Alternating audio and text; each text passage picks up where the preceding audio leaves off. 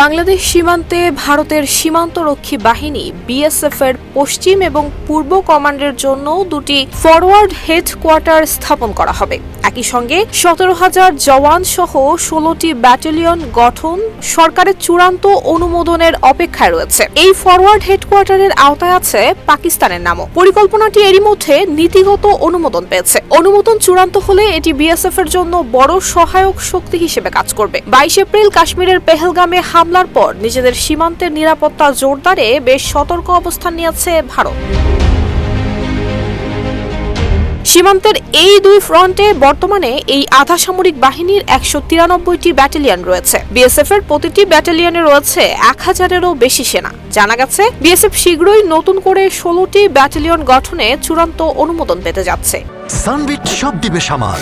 Sunbit magic press dishwashing এর মাথা ঘোরানো সলিউশন।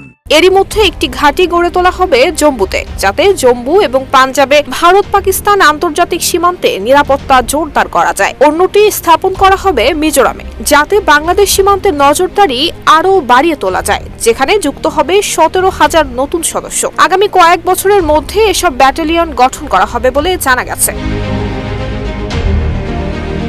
বিএসএফ মোট 6,726 কিলোমিটারের দুটি সীমান্তকে রক্ষা করে। এর মধ্যে 2,290 কিলোমিটার ভারত পাকিস্তান আন্তর্জাতিক সীমান্ত এবং 339 কিলোমিটার লাইন অফ কন্ট্রোল এবং বাকি 4,097 কিলোমিটার সীমান্তই রয়েছে বাংলাদেশের সঙ্গে। বিএসএফ এর বর্তমান সেক্টর সদর দপ্তরগুলো জম্মুর রাজৌরি, সুন্দরবনী, জম্মু শহর এবং ইন্দ্রেশ্বর নগরে অবস্থিত।